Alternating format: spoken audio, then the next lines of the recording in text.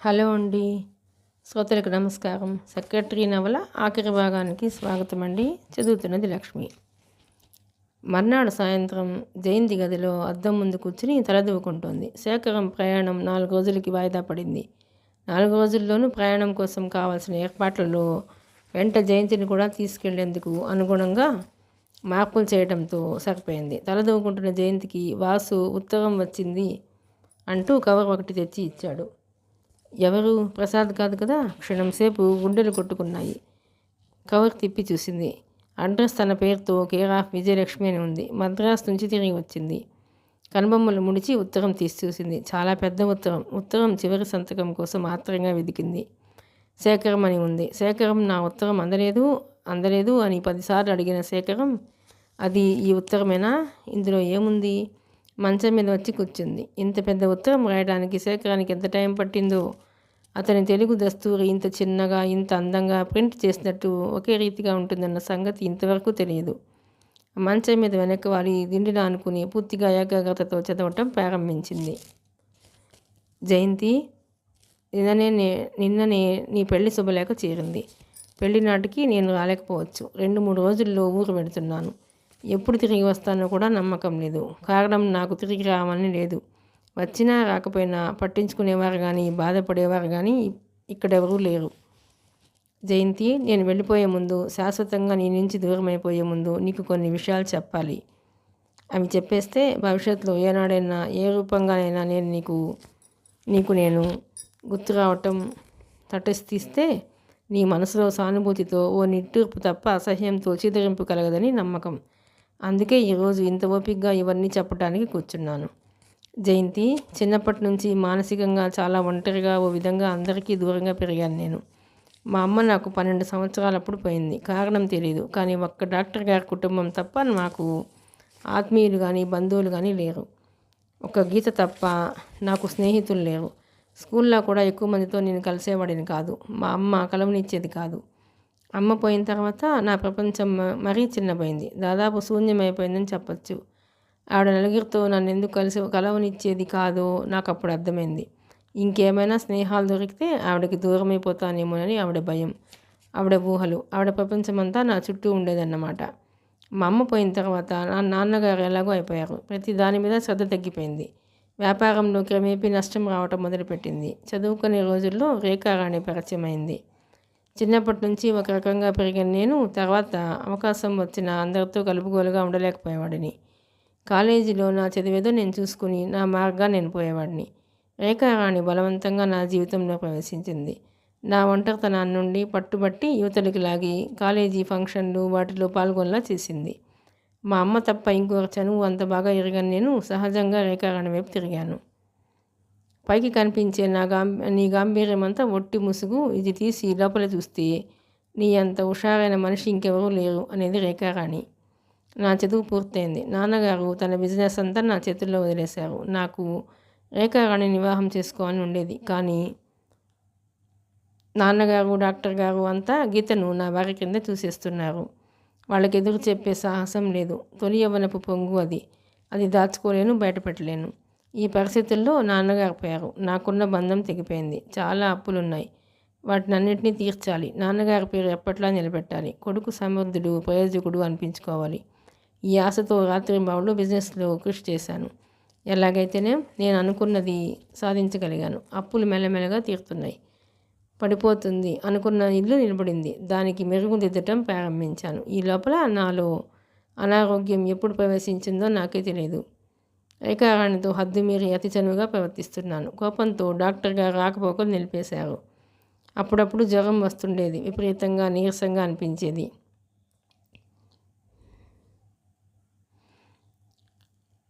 అది ఎక్కువగా శ్రమించటం వల్ల అలసట అనుకున్నాను. దగ్గు వచ్చేది. రాత్రులు ఎక్కువ మేలుకోవటం వల్ల వేడి చేసేమో అనుకున్నాను. తర్వాత బయటపడింది టీబీ అని. ఓ లంగ్ పాడైపోయిందని, రెండో లంగ్ పాడైపోవడానికి సిద్ధంగా ఉందని. ఇష్టం లేకపోయినా తప్పనిసరిగా మదనపల్లి శానిటోరియంకి వెళ్లాల్సి వచ్చింది. అక్కడ దాదాపు సంవత్సరం పాటు ఉన్నాను. ఈ సంవత్సరంలో రేఖారాణి ఆప్యాయత, స్నేహం క్రమేపీ అదృశ్యం కాసాగాయి. తనకి చూడాలని, రావాలని ఉంది కానీ వాళ్ళు ఒప్పుకోవటం లేదని ఉత్తరాలు రాసేది. కానీ నాకు తెలుసు, వాళ్ళ ఇంట్లో రేఖారాణి మాటకు ఎవరూ ఎదురు చెప్పరని. ఈ భయంకరమైన చీకటి రోజుల్లో గీత దగ్గరగా వచ్చింది. డాక్టర్ గారు నా నిర్లక్ష్యాన్ని మన్నించి నాకు మళ్ళీ ఆప్తులయ్యారు. ఆ రోజుల్లో గీత ఆత్మీయత, ధైర్యం చెప్పే ఆ మాటలు గుర్తొస్తే ఇప్పటికీ కూడా కళ్ళలో నీళ్లు తిరుగుతాయి. అంతవరకు గీత అంటే నాకు విధమైన ఇష్టం తప్ప ఇంకేమీ ఉండేది కాదు. గీత ఆ ఇష్టాన్ని క్రమంగా మార్చుకునేలా చేసింది. జీవితం మీద ఆశ వదులుకొని వెళ్ళిన నేను సంపూర్ణమైన ఆరోగ్యంతో, రెట్టింపు హుషారుతో తిరిగి వచ్చాను. తిరిగి రాగానే నాకు మొట్టమొదటి తెలిసిన విషయం రేఖారాణికి మరొక డబ్బు గల ఆయనతో వివాహం అయిపోయిందని. కానీ నాకేం బాధ అనిపించలేదు. తొలి యవ్వనపు పొంగు చల్లారింది. మనిషిగా సంపూర్ణమైన వ్యక్తిగా నేను రూపొందుతున్న రోజులవి. గీత అంటే నాకు మనసులో పెద్ద ఆకర్షణ లేదు. అయినా సరే అభిమానం చాలనిపించింది. గీతని పెళ్లి చేసుకోవటానికి ఒప్పుకున్నాను. శూన్యమాసం దాటనే లేదు. గీత మరణించింది. కొంతమంది మామూలు జీవితంలో మనకు ఇష్టం లేనట్టు, చాలా అల్పం అన్నట్టు కనిపిస్తారు. కానీ వాళ్ళు నిష్క్రమించిన తర్వాత ఏర్పడిన ఖాళీ చూస్తే దిమ్మెరపోతాం. నా విషయంలో కూడా సరిగ్గా అలాగే జరిగింది. గీత మరణం నా మనసులో నేను ఎప్పటికీ పుచ్చుకోలేనేమో అన్నంత వినితి ఏర్పరిచి వెళ్ళిపోయింది. బిజినెస్ తప్ప నాకు ఇంకో ప్రపంచం లేదు. మనసంతా కేంద్రీకరించి ఏకాగ్రతతో రాత్రింబవళ్ళు పనిచేస్తే మనిషి సాధించలేనిది ఏదీ ఉండదు. కొద్ది సంవత్సరాల్లోనే నేను పట్టిందల్లా బంగారం కావటం ప్రారంభించింది. అనుకోకుండా వరదలా వచ్చి నన్ను ముంచేస్తున్న ఈ డబ్బు ఏం చేసుకోవాలో, ఎలా ఖర్చు పెట్టాలో తెలిసేది కాదు. విపరీతంగా చందాలు ఇచ్చేవాడిని. అది ఇంకో బాధ తెచ్చిపెట్టింది. నలుగురిలో నా పేరు మారుమోగిపోవటం, బలవంతాన అందరూ నన్ను తమ సర్కిల్స్లో కలుపుకోవాలనే పోటీ పెరిగింది. ఆడపిల్లలున్న తల్లిదండ్రులకి నాకు ఆత్మీయులు కావాలనే ఆరాటం హెచ్చింది. ఎన్ని రకాల వ్యాపకాలున్నా నా ఒంటరితనం నన్ను వదలటం లేదు. అందుకే అందరినీ కలుపుకొని అందరూ నా వాళ్లే అని నమ్మటానికి ప్రయత్నిస్తూ మనశ్శాంతి కోసం ప్రయత్నించసాగాను. ఈ గందరగోళంలో రేఖారాణి మళ్ళీ నాకు సన్నిహితంగా వచ్చింది. కేవలం కుటుంబాలని అప్పుల నుంచి తప్పించడానికి వివాహం చేసుకున్నానని, అంతకంటే ఇంకేం లేదని, ఓ విధంగా జీవితాన్ని త్యాగం చేశానని, అది గుర్తించాలని మాట్లాడేది. నేను తనకి తెలుసునని, ఆప్తమిత్రుడని అందరికీ చెప్పుకునేది. అంత క్రితం మా పరిచయం తెలిసిన కొంతమంది ఇది పెద్ద వార్తగా తీసుకునేవాళ్ళు కాదు. కానీ తెలియని వాళ్ళు చాలామంది రేఖారాణికి నాకు పరిచయం కంటే ముఖ్యమైనది ఏదో ఉందనుకునేవాళ్ళు. నాకు అది మరీ విసిగేసేది. చిన్నప్పటి నుంచి నాకు ఎవరి మనసు నొప్పించడం అలవాట్లేదు. నేను ఏదైనా నిష్కర్షగా మాట్లాడితే రేఖారాణి బాధపడుతుందేమని భయం. అలాగని ఆ చనువు సహించగలనా అంటే అది సహించలేను. రేఖారాణి మళ్ళీ నాకు దగ్గరగా రావాలని, పాత స్నేహాన్ని పైకి తీయాలని ప్రయత్నిస్తుందని నాకు తెలుసు.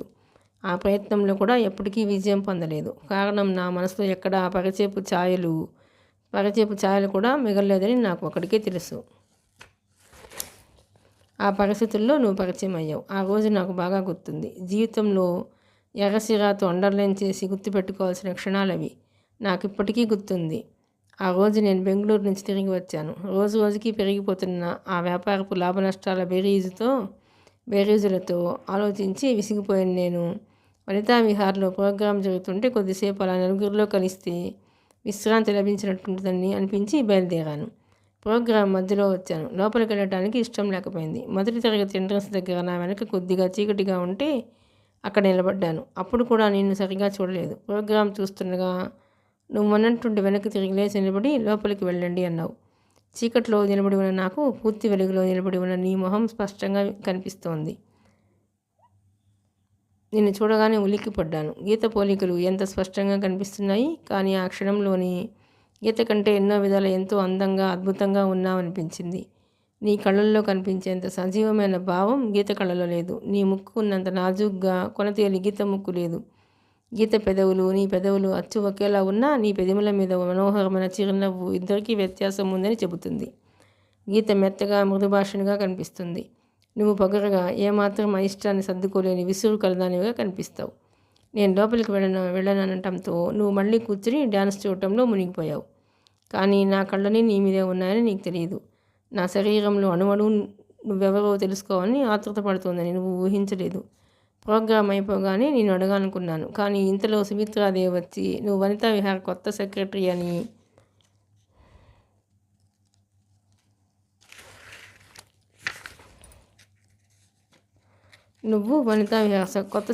అని పరిచయం చేసింది. ఊపిరి పీల్చడం మర్చిపోయాను నేను. నీ దగ్గర ఇంకొంచెం సేపు నిలబడాలని, నీతో మాట్లాడాలని ముందుకు ఉరుకుతున్న మనసుని బలవంతంగా ఆపి నిశ్శబ్దంగా సుమిత్రాదేవితో వెళ్ళిపోయాను. చివరికి అంతా వెళ్ళిపోయిన తర్వాత సుమిత్రాదేవిని ఉంచి లైట్లు తీసేసి ఆ పనులన్నీ పూర్తి చేయించి వెళ్ళమంటుంటే నీ మొహంలో కనిపించిన విసుగుదల చూసి జాలేసింది. అప్పటికే నువ్వు చాలా అలసిపోయావని వాడిపోయిన నీ మొహం చెబుతోంది. అందుకే ఎవరేమనుకుంటావోననే భయం వదిలేసి ధైర్యంగా నేను కూడా ఉంటానన్నాను. నిన్ను కూర్చోపెట్టి నేను పనులన్నీ చేయించడానికి వెళ్ళిపోయాను. కానీ అక్కడ నిలబడినంతసేపు నిన్ను పరీక్షగా చూస్తూనే ఉన్నాను. గీత పోలికలు చాలా ఉండటం వల్ల నువ్వెందుకో నాకంత కొత్త వ్యక్తిలా అనిపించలేదు. పనంతా పూర్తయిన తర్వాత దగ్గరికి వస్తే కుర్చీలో ప్రక్కకు తెలవాల్సి నిద్రపోతున్నావు. తట్టు లేపుదామని చేయి వేస్తే 2 చేతులతో గట్టిగా పట్టుకున్నావు. నీ స్పర్శ నాలో ఎలాంటి తీయటి భావాన్ని రేకెత్తిచ్చిందో నీకెలా తెలుస్తుంది? నిన్ను దించి వచ్చేసిన తర్వాత నా పేరు చెప్పగానే నీ కళ్ళలో కనిపించిన ఆశ్చర్యం, భయం గుర్తుకు రాగానే త్వరపడ్డానేమో, అతి చనువుగా ప్రవర్తించానేమో అనిపించసాగింది. సహజంగా నా గురించి ఎలాంటి కథలు ప్రచారం అవుతున్నాయో చూచాయిగా నేను ఊహించగలను. అవన్నీ అప్పటికే నువ్వు విని ఉంటే దానికి తోడు ఇలా ఈ హద్దు మీరిన ప్రవర్తన చూస్తే నన్ను గురించి నువ్వు ఎలాంటి అభిప్రాయం ఏర్పరచుకుంటావోనని భయం వేసింది. ఆ భయంతోనే మర్నాడు వచ్చి నిన్ను వనితా విహార్లో చూడాలని ఎంతగా అనిపించినా నిగ్రహించుకున్నాను. నిన్ను చూస్తే మాట్లాడాలనిపిస్తుంది. మాట్లాడితే తప్పకుండా పరిచయం పెరుగుతుంది. నీ మీద ప్రత్యేకమైన ఆసక్తి చూపుతున్నానని తెలిస్తే రేఖారాణి వాళ్ళు ఈష్టితో నేను ఉద్యోగం నుంచి తీసేయచ్చు. ఈ ఉద్యోగం నుంచి వెళ్ళిపోతే నేను చూడటం కూడా నాకు సులభం కాదు. ఎప్పటికప్పుడు యథాలాపంగా అడిగినట్టు అడిగి రేఖారాణి ద్వారా, సుమిత్రాదేవి ద్వారా నీ విషయాలను తెలుసుకుంటూనే ఉన్నాను. దూరం నుంచి నువ్వు వనితా విహార్కి వచ్చేటప్పుడు వెళ్ళేటప్పుడు 1-2 సార్లు చూశాను. రేఖారాణి ద్వారా మిస్సెస్ వర్మ ఇంట్లో నీకు జరిగిన అత్యాచారం తెలిసింది. ఆ జాబ్లో ఉంటే అలాంటివి అప్పుడప్పుడు తప్పవు. నీకు వెంటనే ఇంకేదైనా జాబ్ చూపించాలనిపించింది. ఆ రోజు నీతో మాట్లాడాలని, ఓసారి దగ్గరగా నిన్ను చూడాలని నీకోసమే వస్తున్నాను. కానీ నువ్వు గేట్ బయటే కనిపించావు. దోవలో నీ ఉద్యోగం పోయిందని తెలిసి నా సెక్రటరీగా రమ్మన్నాను. నాకు తెలుసు నేను నిన్ను సెక్రటరీగా తీసుకుంటే వనితా విహార్ వాళ్ళంతా ఎంత విరుచుకుపడతారో, ముఖ్యంగా రేఖారాణి. కానీ నాలో అహంకారం ఆ అనుమానాన్ని తీసేసింది. నా ఇష్టమైన అమ్మాయికి ఉద్యోగం ఇస్తున్నాను. రేఖారాణి ఎవరు, వనితా విహార్ వాళ్ళు ఎవరు కాదనటానికి నాకు అప్పటికే లభించిన పుష్కలమైన పేరు ప్రతిష్టలు నన్ను మరింత రెచ్చగొట్టాయి. నా భయం వల్ల నీవు ఒప్పుకుంటావా లేదా అని. కానీ మర్నాడు కారు పంపగానే వచ్చావు. దాన్ని బట్టి ఆ క్షణంలో నీకు జాబ్ చాలా అవసరమని గ్రహించాను. ఈ అవకాశాన్ని నేను జారవిడవదలుచుకోలేదు. ఈ రూపంగా దోవ కల్పించుకొని నీ మనసులో స్థానం కల్పించుకోవాలని ఆశ. నువ్వు నా సెక్రటరీగా చేరిన తర్వాత నా ఇంటికే కాదు, నా జీవితానికి కూడా కొత్త కాంతి వచ్చింది. నీ రూపం, అమాయకమైన నీ మాటలు చాలా హాయిగా ఉండేవి. ఒంటరితనం మెల్లమెల్లగా నాకు తెలియకుండానే మాయమవసాగింది. ఎప్పటికైనా నేను నా వైపుకు తిప్పుకోగలను అనే ఆశ నా మనసులో ఉదయించడం ప్రారంభించింది. ఆ రోజు నీ పుట్టినరోజు. హఠాత్తుగా సినిమాలలో నేను పంపిన చీర కట్టుకుని కోటి కాంతులతో వెలిగిపోతే నిన్ను చూసేసరికి నిజంగా నాకు మతిపోయింది. నిన్ను అలా చూస్తూ ఎన్ని గంటలైనా నిశ్శబ్దంగా గడపవచ్చని అనుకున్నాను. ఇంతకుముందు నేను ఎంతమందికో ఎన్ని రకాలుగానో బహుమతులు ఇచ్చాను. కానీ నువ్వు ఈ చీర కట్టుకున్నప్పుడు చూడగానే కలిగిన తృప్తి నాకెప్పుడూ కలగలేదు. ఆ రాత్రి గోకుల్ విహార్లో పైన రూఫ్ గార్డెన్ మీద ఒంటరిగా నీ ఉన్నప్పుడు నువ్వు పిట్టగోడ దగ్గర అంచున అనుకుని కిందికి చూస్తూ బొమ్మలాగుంటే వెనుకగా వచ్చి నేను 2 చేతులతో ఎత్తుకొని ఎక్కడికైనా పారిపోవాలనిపించింది. మరికొంచెం సేపు అలా ఒంటరిగా ఉంటే నా మనసు నన్నే పిచ్చి పనుల వైపు రెచ్చగొడుతుందనే భయంతో గబగబా నిన్ను కిందికి లాక్కొచ్చేసాను. నిన్నగా ఎక్కువ కాలం ఇలా దాచి ఉంచలేనని అనుకున్నాను.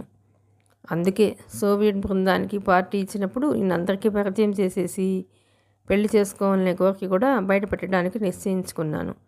అంత క్రితం చీర గొడవతో నువ్వు మొహం ముడుచుకున్నావని తెలుసు, కానీ ఆ విసుగు నువ్వు అలా హఠాత్తుగా చెప్పకుండా వెళ్ళిపోయేంత ఉందని తెలియదు. నిజంగా నీ మీద మొట్టమొదటిసారిగా కోపం వచ్చిన క్షణాలవి. రేఖారాణి వాళ్ళంతా జయంతిని సెక్రటరీగా ఎలా తీసుకున్నామని నిలదీశారు. నాకు తెలిసిన ఒక ఆయన రికమెండ్ చేస్తూ ఉత్తరం పంపాడని, కాదనలేకపోయానని అబద్ధం ఆడాను. కానీ మనసులో వాళ్ళందరికీ అప్పటికే అనుమానం కలిగిందని నేను గ్రహించలేకపోయాను. కనీసం నువ్వు మర్నాడైనా సరిగ్గా మాట్లాడలేదు. మర్నాడు రేఖారాణి వచ్చింది. జయంతి మీద నీకున్న నిజమైన అభిప్రాయం చెప్పమని పట్టుపట్టింది. జాలి తప్ప ఇంకేం లేదన్నాను. నీ పట్ల నాకు అనురాగం ఉన్నమాట నిజమే. నా మనసంతా నువ్వే నిండి ఉన్నావని నాకు తెలుసు. కానీ ఏం చేయాలి? నీ మనసులో ఉద్దేశం తెలుసుకోకుండా ఇలాంటి అభిప్రాయం బయటపెట్టడం ఎంత ప్రమాదం. అప్పటికే నీ హృదయం ఇంకొకరికి అంకితం కాలేదని నాకేం నమ్మకం? రేఖారాణి తను మానసికంగా నరకం అనుభవిస్తున్నానని, ఆ భర్తతో అసలు సుఖం లేదని, జీవితం వ్యర్థం అనిపిస్తోందని, నువ్వు ఇష్టపడితే ఆయనకి డైవర్స్ ఇచ్చేస్తాను, మనిద్దరం పెళ్లి చేసుకుందామని ఏవేవో మాట్లాడడం మొదలుపెట్టింది. రేఖారాణిని మందించడమే కాకుండా ఇలాంటి చనువు ఇక తగ్గిస్తే బాగుంటుందని కూడా అన్నాను. ఉన్నట్టుండి రేఖారాణి నా మీదకి ఒరిగి నా గుండెల్లో మొహం దాచుకుని హిస్టీరియా వచ్చిందల్లా ఏడవసాగింది. నాకేం చేయాలో తోచలేదు. ప్రపంచంలో ప్రతి మగవాడిలాగానే ఆడవాళ్ల కన్నీళ్లు చూసి భరించే శక్తి నాలో లేదు. పరిస్థితులు అర్థం చేసుకుని జీవితాన్ని సరిదిద్దుకునేందుకు ప్రయత్నించమని, ఎప్పటికీ నేను స్నేహితుడిగా ఉంటానని సముదాయించసాగాను. కొద్దిసేపు అయిన తర్వాత రేఖారాణి ఏడుపు తగ్గింది. నిన్ను పోగొట్టుకుంటానేమోనన్న భయం నన్ను వేరేదాన్ని చేస్తోంది. అంతకంటే ఇంకేం లేదు అంది కళ్ళు మూసుకుంటూ. నేనేం మాట్లాడలేదు. ఇదంతా ఇంకా ఇంతటితో స్వస్తి చెప్పాలి అని మృదువుగా రేఖారాణికి నచ్చ చెప్పాలా అని ఆలోచిస్తుండగా ఇంతలో నువ్వు వచ్చావు. క్షణంసేపు నిరత్తుడమైన నాకు ఏం చెప్పటానికి తోచలేదు. నువ్వు చూసిన ఆ దృశ్యం నీ మనసులో ఎలాంటి ముద్ర వేస్తుందో ఊహించలేని మూర్ఖుడిని కాదు. రేఖారాణిని పైకి పంపి నిన్ను తీసుకొచ్చి గదిలో కూర్చోబెట్టాను. అప్పుడు నీ మొహం చూస్తూనే తెలిసింది నువ్వు మంచి మూడ్లో లేవని. రేఖారాణిని పంపేసి వచ్చిన తర్వాత మన ఇద్దరి మధ్య జరిగిన సంభాషణ నీకు గుర్తుండి ఉంటుంది. అనవసరంగా నన్ను రెచ్చగొట్టావు. ఆ రోజు నేను ఇంటి దగ్గర దింపి వెళ్ళిన తర్వాత నాలో నాకే ఓ విధమైన భయం కలగసాగింది. నువ్వు మళ్ళీ నా సెక్రటరీగా రావనే అనిపించింది. ఆ అనుమానానికి బలం కలిగిస్తూ నువ్వు మర్నాడు కారు పంపిస్తే రాలేదు, తిరగొట్టావు. నీకు నిజంగా ఒంట్లో బాగాలేదని నేను నమ్మలేదు. చివరికి ధైర్యం చేసి మీ ఇంటికి వచ్చేసాను. ఆ రోజు నేను రావటం ఇంకో గంట ఆలస్యమైతే నాకు అది గుర్తొస్తే ఇప్పటికీ ఒళ్ళు గగురు పొడుస్తుంది. నిన్ను హాస్పిటల్లో చేర్పించిన తర్వాత ఆపరేషన్ జరిగి అంతా సవ్యంగానే ఉందని తెలుసుకుని బామ్మని ఇంటి దగ్గర దించడానికి వచ్చాను. కూర్చోన్నాయన అంటూ కుర్చీ చూపించి ఆవిడ లోపలికి వెళ్ళిపోయింది. నువ్వు ఉండే ఇల్లంతా పరీక్షగా చూశాను. చిన్న మంచం, ఒకే ఒక కుర్చీ, గోడలో ఉన్న అల్మారాలు, దేవుడు, పుస్తకాలు ఇవన్నీ పరీక్ష చేస్తున్న నాకు గోడ మీద ఉన్న ఓ ఫోటో మీద హఠాత్తుగా దృష్టి నిలిచిపోయింది. తెల్లబోయాను కూడా. లేచి వెళ్ళి మేకుకు తగిలించి ఉన్న ఆ ఫోటో తీసి పరీక్షగా చూశాను. సందేహం లేదు, మా అమ్మ ఫోటోనే. ఇక్కడెందుకుందో నాకు అర్థం కాలేదు. ఈ లోపల బామ్మ కాఫీ గ్లాస్తో తిరిగి వచ్చింది. ఈ ఫోటో ఇక్కడెందుకుంది అన్నాను ఆత్రంగా. ఆవిడ విచిత్రంగా నా వైపు చూసి, ఇక్కడెందుకుంది ఏమిటి? అది మా ఫ్యామిలీ ఫోటో. మా అబ్బాయి, మా అమ్మాయి, మధ్యలో నేను. ఈయన జయంతి తండ్రా? అవును. ఇటు కుడి పక్కనున్నది నక్క కూతురు రాజ్యలక్ష్మి. నాకు సంతోషంతో గావుకాక పెట్టాలనిపించింది. ఆ ఫోటోని తీసుకుని ఆవిడ దగ్గరగా వెళ్ళి, కానీ ఇది మా అమ్మది. ఈ ఫోటో మా ఇంట్లో కూడా ఉంది అన్నాను.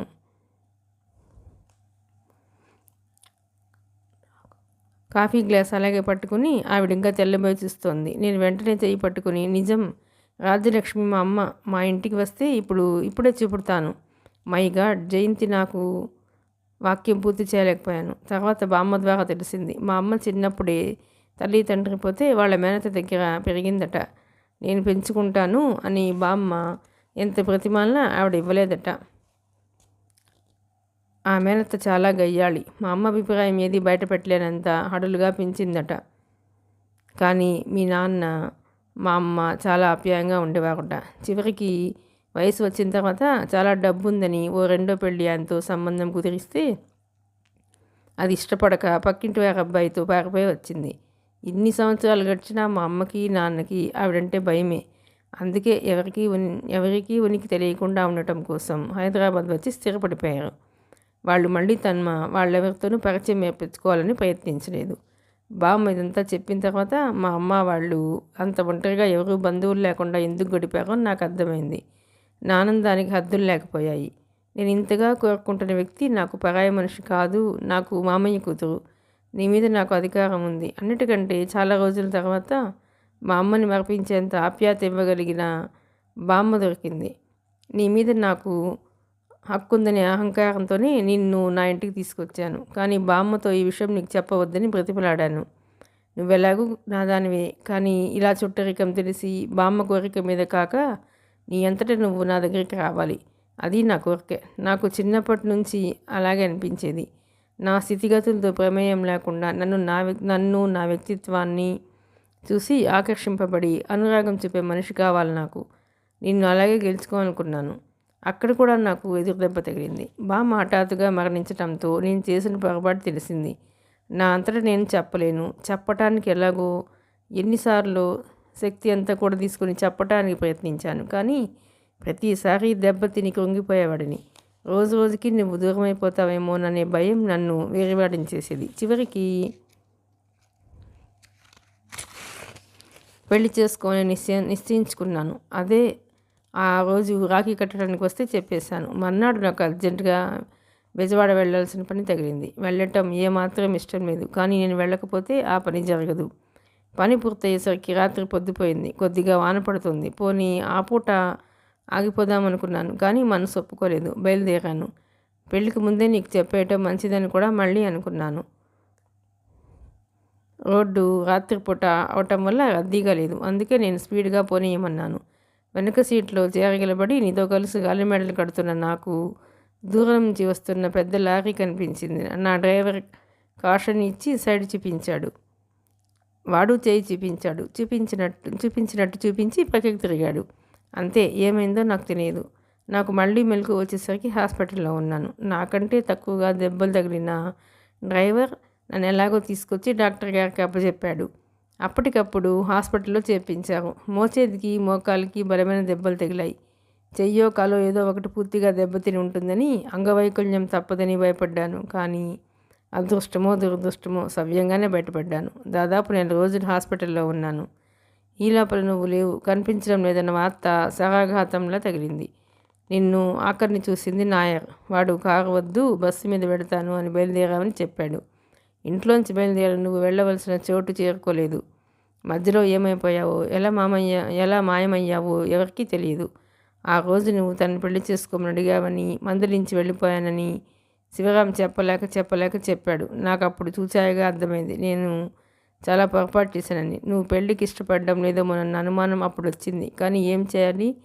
చేతులు కాలిన తర్వాత ఆకు కోసం వెతికిన మూర్ఖుడిని. నీకోసం అందరూ ఎన్ని విధాలా వెతకాలో అన్ని విధాలా వెతికారు. నువ్వు చచ్చిపోయావనే నా గాఢ నమ్మకం.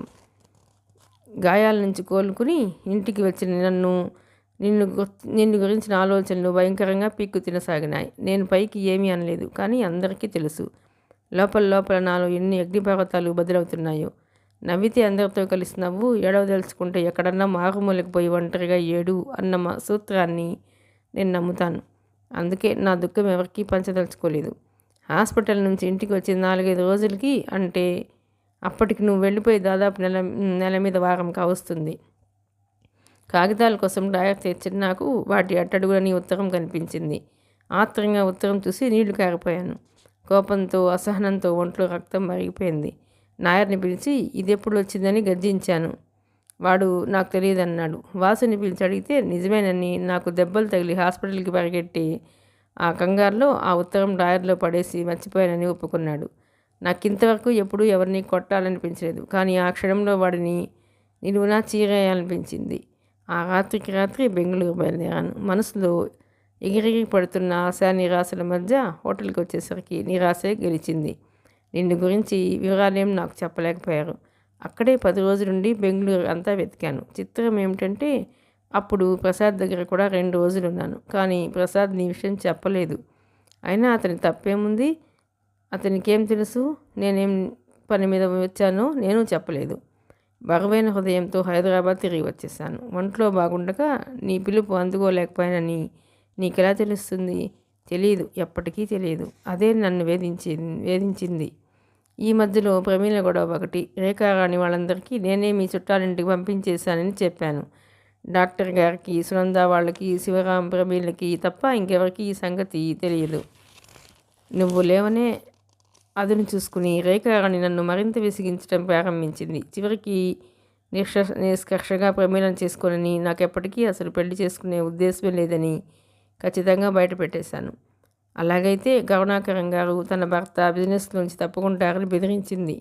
తప్పుకున్నా ఉన్నా నాకు అవసరం లేదు. కొద్ది రోజులలో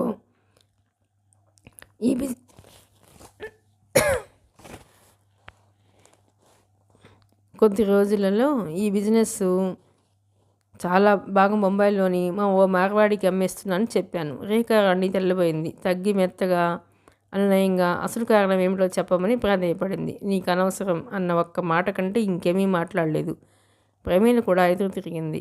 శివరాంని తప్ప ఎవరిని చేసుకోనని, అంత ఇష్టం లేకపోతే వాళ్ళ దగ్గరికి వెళ్ళిపోతానని బెదిరించింది. శివరాం కూడా ఇప్పుడు పర్వాలేదు, మంచి ఉద్యోగంలో ఉన్నాడు, నేను ఎలాగూ ప్రమీలను చేసుకోనని బయట పెట్టేశాను. కరుణాకరం వాళ్ళు విధిలేక వాళ్ళ పెళ్లికి ఒప్పుకోక తప్పలేదు. ఈ బిజినెస్ విషయంలో మార్పుల కోసం కొద్దిగా పనుండి మెడ్రాస్ వచ్చింది. నేను చాలా రోజుల తర్వాత లక్ష్మిని చూడాలనిపించింది. అక్కడికి వచ్చాను. కానీ లక్ష్మి అంత గొప్పగా సగర్వంగా నా సెక్రటరీ అని చెబుతోంది. నీ గురించి అని నాకేం తెలుసు? నన్ను చూసి నువ్వు మాట్లాడే ప్రయత్నం చేయలేదు. ఆ రాత్రి నా పక్క గదిలో పిల్లలతో పాటు సుస్థిగా ఉండి పడుకున్న ఆ అమ్మాయి నువ్వేనని నేను కల్లో కూడా ఊహించలేదు. మళ్ళీ వచ్చినప్పుడు లక్ష్మికి ఊరికే ఫోన్ చేస్తే ప్రసాద్ వచ్చాడని, ఇక్కడే ఉన్నాడని చెప్పింది. చూడటానికి వచ్చాను. లేరు, వాళ్ళంతా కలిసి బీచ్కి వెళ్ళారు, వస్తారు కూర్చో అంది లక్ష్మి. ఆ పూట భోజనానికి వచ్చాను నేను అక్కడికి. లక్ష్మి పరిచయం చేస్తున్నప్పుడు తీరా వెనక్కి తిరిగి చూస్తే నువ్వు. నా కళ్ళని నేను నమ్మలేకపోయాను. నాకు అప్పుడు ఏం కనిపించలేదు. వాళ్ళందరూ ఉన్నారన్న సిగ్గు కూడా వదిలేసి ఒక్కసారి చేతులు చాల్చి నేను దగ్గరికి లాక్కుని గుండెలకు హత్తుకోవాలనుకున్నాను. అప్పటికే నువ్వెలాగో అయిపోయావు. నేను ముందుకు అడుగు వేసే లోపల ప్రసాద్ వచ్చి నిన్ను పట్టుకోవటం, చకచకా ఏదో సంభాషణ జరిగిపోవటం, వెంటనే అతను నేను స్వయంగా చూస్తుండగా నిన్ను 2 చేతులతో ఎత్తి లోపలికి తీసుకెళ్ళిపోవటం అంతా క్షణంలో జరిగిపోయింది. ఆ క్షణంలో నేను అనుభవించిన రంపపు కోత ఇంత క్రితం అనుభవించలేదు. ఇక అనుభవించను కూడా. నిన్ను పడుకోబెట్టిన తర్వాత విజయలక్ష్మి తిరిగి వచ్చి ప్రసాద్ నువ్వు పరస్పరం ప్రేమించుకున్నారని, పెళ్లి చేసుకోబోతున్నారని చెప్పింది. నేను వెంటనే మరో మాట చెప్పకుండా, చెప్పేందుకు లక్ష్మికి అవకాశం ఇవ్వకుండా వచ్చేసాను. ఇంకా కొద్ది క్షణాలు అక్కడుంటే ఈర్ష్యతో మండుతున్న నా మనసు నన్ను ఏ వేరి పనుల వైపు పురుగొల్పుతుందనే నాకే భయం వేసింది. మద్రాసు వాతావరణమే భయంకరంగా అనిపించింది. ఆ గాలి అసహ్యం వేసింది. ఒక్క క్షణం అక్కడ ఉండలేకపోయాను. ఉంటే వెనక్కి తిరిగి ఏ నిమిషంలో అయినా లక్ష్మి ఇంటికి పరిగెత్తాలని ఆకాంక్షకి నేను లోపడిపోతానేమోనని భయం వేసింది. అప్పటికప్పుడు ఏరోడ్రమ్కి వచ్చి హైదరాబాద్ వచ్చేసాను. ఇప్పుడు మన ఇద్దరి మధ్య కొన్ని 100 మైళ్ళ దూరం ఉంది. నన్ను ఎలాంటి బలహీనతలు పిచ్చివాడిని చేసి దగ్గరికి వెళ్ళమని పురుగొల్పినా నేను వెళ్ళలేను, నిన్ను చేరుకోలేను. నేను కోరుకునేది కూడా అదే. క్రమేపీ చల్లబడ్డాను. నా అనుభవాలు, నా భావాలు నేను గ్రహించుకోవడానికి చేసిన ప్రయత్నంలో విజయం పొందాను. నిన్ను నీ జీవితానికి వదిలివేయడానికి నిశ్చయించుకున్నాను. నువ్వెలా పరిచయమో తెలపమని ప్రసాద్కి ఉత్తరం రాశాను. అతను వివరంగా ప్రకాశం సంగతి కూడా తెలియజేస్తూ నాకు ఉత్తరం రాశాడు. ఆ క్షణం వరకు భగవంతుడి సాక్షిగా నువ్వు ప్రకాశంతో వెళ్ళిపోయావని మాకెవరికీ తెలియదు. అప్పుడెప్పుడో శివరాం, డాక్టర్ గారు వాళ్ళందరూ ప్రకాశం బెంగళూరులో కలరాతో మరణించాడని చెప్పుకుంటుంటే విన్నట్టు గుర్తు. అంతవరకే నాకు తెలుసు. అది జరిగిన సంగతి. మనిద్దరిలో నీ పొరపాటో నా పొరపాటో ఒక అఘాతం సృష్టించుకోవటం జరిగింది. అది ఏర్పడిందన్న బాధ నాకు లేదు. నేను ఈ చివరి నుంచి చేజాచి అందుకోగలను, కానీ నువ్వు వాటిని అందుకోవటానికి ఇష్టపడవు. ఆ సంగతి నాకు తెలుసు. ఓ విధంగా నువ్వు చాలా అదృష్టవంతురాలివి. ప్రసాద్ లాంటి వాళ్ళతో నీకు ఆ పరిస్థితిలో పరిచయం కలగటం కేవలం అదృష్టం తప్ప ఇంకేం కాదు. జయంతి, ఇప్పుడు నాలో బాధ కానీ, కోరిక కానీ, దిగులు కానీ అలాంటివి ఏమీ లేవు. నేను ఎప్పటికీ నీ వాడినే. నీ ఇష్టం. నీ స్నేహితుడిగా తీసుకో, తండ్రిగా చూసుకో, లేక సోదరుడిగా భావించుకో, ఎలా అయినా సరే. నీకు నచ్చిన విధంలో నీ ఆప్తుడిగా జీవితాంతం మిగలడానికి సిద్ధంగా ఉన్నాను. నా నుంచి నీకు ఇవ్వటం తప్ప నీ నుంచి నేనేం కోరను. నా ఇంటి తలుపులు నీకెప్పుడు తెరిచే ఉంటాయి. నీకు పుట్టిన పిల్లలు నా ఆస్తికి వారసులు అవుతారు. నీ పిల్లల్ని దగ్గరికి తీసుకొని వాళ్ళలో నేను చూసి వాళ్ళ ప్రేమానురాగాలతో నిన్ను పొందగలుగుతాను. దీనివల్ల నీకేం నష్టం లేదు. నీతో రాజీ పడటం కంటే నాకు ఇంకో మార్గం లేదు. కారణం ఏమిటని నువ్వు అడిగితే, నా మనసులో నువ్వు ఏర్పరిచిన ఈ శూన్యాన్ని పూడ్చుకోవాలంటే నా జీవితం చాలదు. నాకంత శక్తి లేదు. అందుకే నేనే రాజీ పడుతున్నాను. నీకు నేను అవసరం లేదు, కానీ నువ్వు నాకు కావాలి. దానివల్ల నీకేం నష్టం కలగకుండా నా జీవితాన్ని సరిదిద్దుకుంటాను. జయంతి, యుగ యుగాలుగా కవులు వర్ణించి మనుషులు అపురూపంగా భావించే ఈ ప్రేమ చాలా విచిత్రమైనది. ఇది మనుషులకి ఆకాశమంత విశాలమైన హృదయం ఇవ్వగలదు. సూది బెజ్జమంతా స్వార్థంగా మారిపోగలదు. కావాలనుకుంటే స్వర్గం చూపిస్తుంది. వద్దంటే భయంకరమైన నరకంలో చిత్రహింస చేస్తుంది. గులాబీ రేకు కంటే మృదువుగా మారి హృదయాన్ని చేదతీర్చే ఈ ప్రేమే వాడి ములులా దాన్ని గుచ్చి చిల్లులు పొడవగలదు. ఎంతగా ఎవరు చెప్పినా ఇది ఏ మనిషికైనా స్వానుభవంలోకి వస్తే కానీ ఈ అనుభూతులు తెలియవు. మొట్టమొదట ప్రసాద్ చేతులతో నిన్ను పైకి తీసుకెళ్ళిపోతుంటే అతన్ని హత్య చేయాలన్నంత కోపం వచ్చింది. ఇప్పుడు నాకు అదేం లేదు. అతనంటే ఎలాంటి ద్వేషం లేదు. పైనుంచి నీ ప్రేమను పొందిన వ్యక్తిగా అభిమానిస్తాను. నువ్వు సుఖపడాలని మనసారా ఆశీర్వదిస్తున్నాను. జయంతి, నిన్ను పోగొట్టుకోవడానికి కారణం నేనే అని నాకు తెలుసు. ఈ బాధ మటుకు నన్ను జీవితాంతం వదలదు. కానీ ఇప్పుడు నన్ను చూసి భయపడాల్సిన అవసరం నీకు లేదు. అది నమ్మమని అడుగుతున్నాను. మీ పెళ్ళికి రావాలని ఉంది, వద్దని ఉంది. ఇంకా మనసులో ఏమూలో చల్లారని వేడి కొద్దిగా ఉంది. అది పూర్తిగా తగ్గిపోతే వస్తాను, లేకపోతే రాను. ఇది నువ్వు సహృదయంతో అర్థం చేసుకో. కానీ ఇలా నేను వెళ్ళిపోయే ముందు నిన్ను ఒక్కసారి చూసి తీరుతాను. అప్పుడు భయపడకుండా చనువుగా మాట్లాడు. అది మర్చిపోకు. నన్ను నువ్వెలాగైనా తీసుకో. నువ్వు మాత్రం నాకు జీవన జ్యోతివి, ఆప్తురాలివి, ఒంటరి సమయంలో సదా వెంటుండే కనిపించని తోడువి. ఉంటాను. ఆశీర్వచనములతో శేఖరం. పిఎస్. ఈ ఉత్తరం ప్రసాద్కి చూపించడం అవసరం అనుకుంటే చూపించు. నాకు అభ్యంతరం లేదు. నిన్ను గురించి అతన్ని ఆ రోజు అంత ఆత్రంగా ఎందుకు వివరాలు అడిగానో అతనికి అర్థమవుతుంది. ఉత్తరం చదవటం పూర్తయ్యేసరికి జయంతి చెంపల మీద కన్నీళ్లు కాలువలు కడుతున్నాయి. శేఖరం. ఆ పేరే ఇప్పుడు కొత్తగా ఉంది. అందుకేనా అతను అన్నిసార్లు నా ఉత్తరం చూడలేదా అని 10 సార్లు రెట్టించి అడిగాడు. భగవాన్, తనకేం తెలుసు? నిజంగా ఇదంతా ఎప్పుడో చెప్పాల్సింది. చెప్పకపోవడం పొరపాటే. లేదు చెప్పలేదు. కేవలం నా స్థితిగతులను చూసి కాదు, నన్ను, నా వ్యక్తిత్వాన్ని చూసి ఆకర్షింపబడిన మనిషి నాకు కావాలి అని. అదే అతని ఉద్దేశం అయితే అతనే గెలిచాడు. ఈ ఉత్తరం చూడకముందేగా తను వచ్చేసింది. జయంతికి చాలాసేపటి వరకు అసలు ఆ మంచం మీద నుంచి లేవాలనే అనిపించలేదు. ఒక్కరోజు రావటం ఆలస్యమైతే, ఒక్క 24 గంటలు దూరంగా ఉంటే శేఖరం శాశ్వతంగా దూరం అయిపోయేవాడు. వాసు, నాయర్ని ఇక్కడికి పిలు. ముందు గదిలో శేఖరం మాట వినిపించింది. జయంతి చప్పున లేచి ఉత్తరం తీసి దిండు కింద దాచేసింది. తను వెంటనే వచ్చి అద్దం ముందు నిలబడి తలదూపుకొనటం ప్రారంభించింది.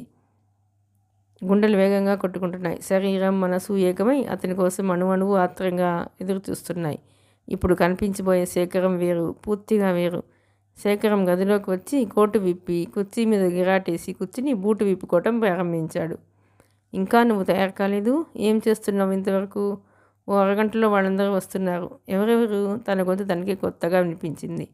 డాక్టర్ గారు, కామేశ్వరమ్మ గారు, శివరాం, ప్రమీల, సునంద, భర్త, పిల్లలు, నీ ఆప్తులంతా.